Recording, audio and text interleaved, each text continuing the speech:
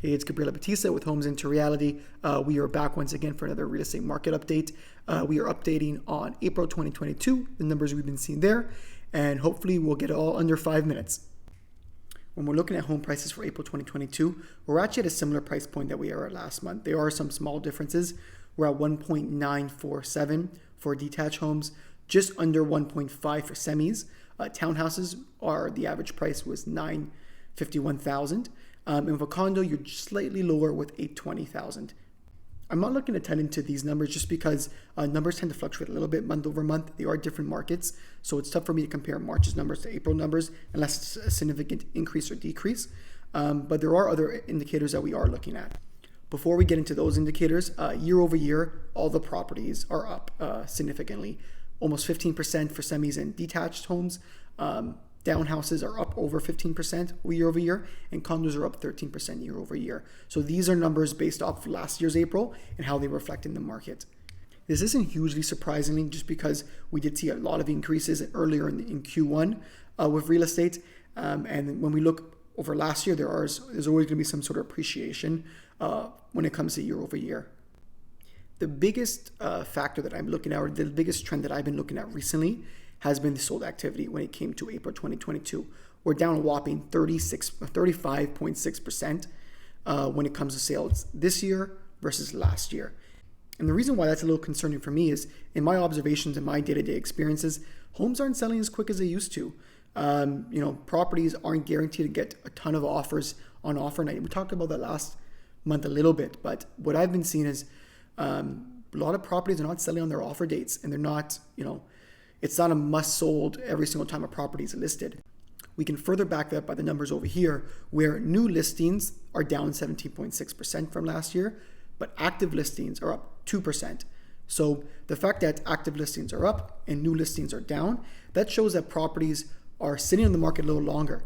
They're not instantly getting sold, and a lot of times maybe the sellers have an unrealistic expectation of the price that they're getting. So that's kind of the first I would say idea to see that a shift may be incoming when it comes to real estate prices. Since a lot of the properties are sitting on the market, it makes sense that they're not selling.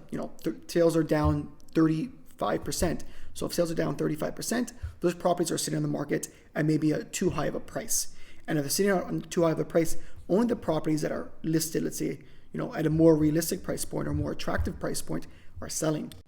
I don't have the numbers for these, but what I'm also seeing is properties that your entry-level price points or your condos downtown, those are having no problems really selling. Those are still going well. It's still a fairly healthy market compared to, let's say, your $1.5+ million listings that are detached homes, are more expensive. People are more hesitant with those bigger purchases versus the entry-level price points. So that shows that most people really are holding back unless they have to get into real estate for the first time. So those are our numbers that we've been seeing so far. What do I think about this? I think the biggest pullback from buyers has been because of the interest rates. Interest rates going up. Some people are scared for a correction, or they're not too sure about what the real estate market has in store. So that's totally understandable for a lot of buyers. What's also fairly interesting is the interest rate relatively is still fairly low, considering if there are more buyer hikes to come.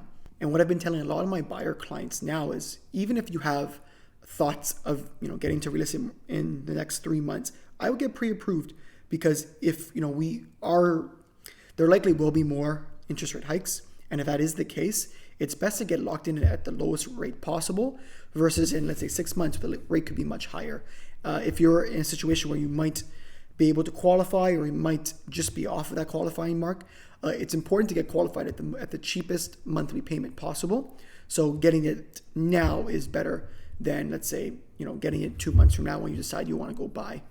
And the good thing about getting it pre-approved now is you're locking in that rate for a few months, while if we can, we're going to follow the numbers and see how real estate prices are adjusting. If there is a dip in real estate prices, you're still qualified at that lower interest rate amount, which is very important. But overall, yeah, I definitely see more signs of a shift coming when it comes to real estate. It was too unsustainable in the beginning of this year. It's coming down to, let's say, more of a realistic tone than it should be. It's not uberly, it's not extremely competitive, which is great for buyers. And buyers now have the opportunity to see properties before putting in offers, getting a sense of what the market is. So it's definitely a breath of fresh air, at least in my eyes. Some sellers are concerned because they were looking at those prices that they got 2 months ago and they want those prices and they're really not getting that action. But only time can tell, as always. Anyways, that's Real Estate by the Numbers. I appreciate you guys listening as always. If you have any questions particular to your situation, reach out to me. I'd be happy to set up a time to talk about how I can best help you with your real estate goals. Anyways, enjoy the rest of your week and stay busy as always. Take care. Bye.